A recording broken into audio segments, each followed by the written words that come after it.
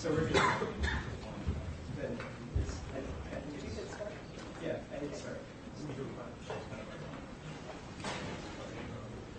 Start? Yeah. Oh, you guys can take your seats when you're ready. Yeah, so everybody's here for our panel on the LHC. We have a lot of world-class experts. People flew in to give this talk. I'll let them introduce themselves. So I'll start. So I'm Paul Padley, and I'm a professor working on the LHC, as is Karl Ecklund, and we've been working on it for ages and ages. And also here, flown in especially from CERN, is Choki Bulahush, who's one of our postdocs, who's normally over at CERN. You come up here too. And Laria Rajimi, another postdoc, normally working for Rice over at CERN. And that's one of the features of particle physics, is we have postdocs who may or may not ever visit Rice, working for Rice at these institutions. And then we've had students going over there, and Robert Brockman is an undergraduate who was there this summer, and he's going to give the student perspective, I think. So I was just going to start with a question for you, which is, what's the universe made out of?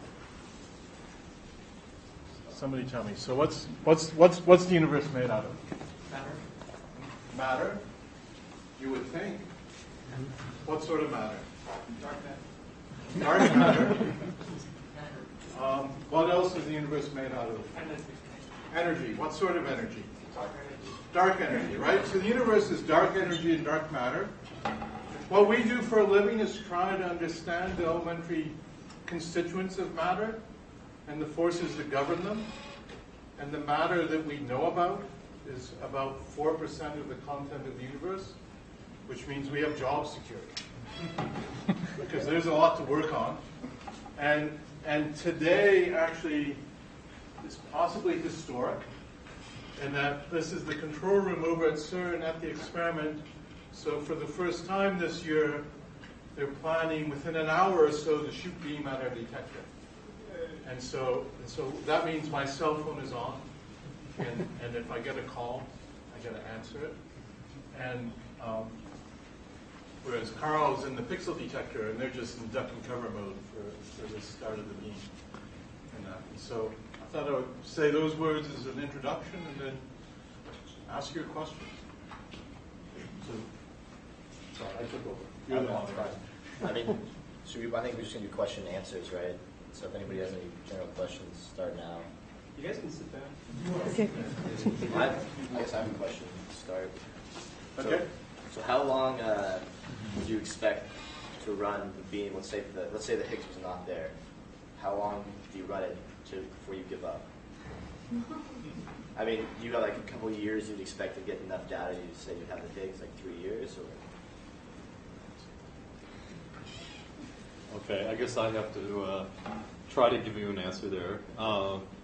It's a pretty big enterprise there, so we expect the startup, even though there was a lot of press last fall, that in the first year's worth of data, if there's something really new and exciting, we probably see it at the very beginning.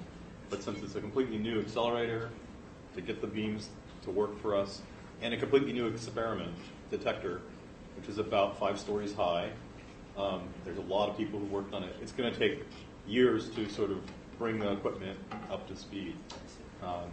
Once the accelerator is working, so a year, 2 years, then we expect it will be at a level where we should be able to answer the question about the Higgs in 3 to 5 years. And when do you give up? I guess it depends on what else is happening, for sure. So I would follow on. I mean, what's absolutely clear in the standard model of particle physics is something has to break, electroweak symmetry breaking. So something has to happen.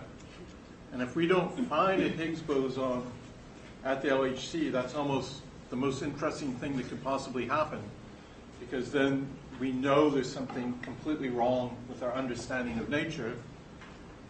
But whatever is going on should be showing up at these energies, because we're at the energies of what's called electroweak symmetry breaking. So whatever made electromagnetism and the weak interaction different should go on at the energies that we're at. And so something should show up, but it may not be the Higgs boson. but something will go on. So it's possible that you're going to gather a lot of data and not really know what it is for a long time. Yep. Yeah. Yeah. Just to follow up on that, I mean, for the Higgs boson, if you don't find it, there are more theories that can point to something more exotic. For example, like if you have extra dimension, we have radium which can interfere destructively with the Higgs. Therefore, you cannot really see the Higgs because of this destructive interference. So there are other models which people would turn to whenever if you don't find the Higgs. So therefore, we are not really short of theories at this point. And about your question, so on average, it would take from the time you have the data in the can, at a bare minimum, a year to analyze that data and have some sort of preliminary result. And in the early running of an experiment where things aren't well understood, that turns into 2 or 3 years. Okay, so you're looking at a process where you take data, and it'll be an ongoing thing. You're always taking data, you're always analyzing data, and so you sort of have a train of data taking and analysis going on. But graduate students, for example, working on their data analysis, it's a couple of years to get the result out the door. So we've been very careful at Rice not to have been sending our students there until we were closer to the beam approaching. That was a appropriate time. You might have graduate school colleagues at other institutions that have been working on the LHC for 5 years, and they're getting really impatient now for the beam to come. And they're still facing a couple of years. And we were careful not to do that. So you have like multiple different research groups analyzing the same sets of data? Like consistency checks, or is it pretty spread out? Mario, why don't you? Yeah, of course. If you have the data, we have different groups analyzing this data to be in good shape so far.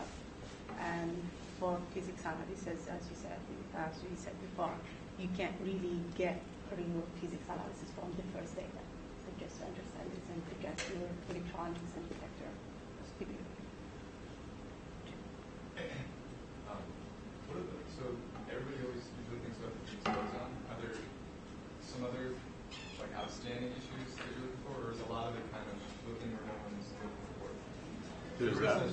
Well, there's the 96% of the universe that we haven't identified yet. Right. So there's something. So we don't know what the matter is, and we don't know what energy is, other than this little 4% piece of it. And so that's a challenge. And there's all kinds of theories as to what that might be.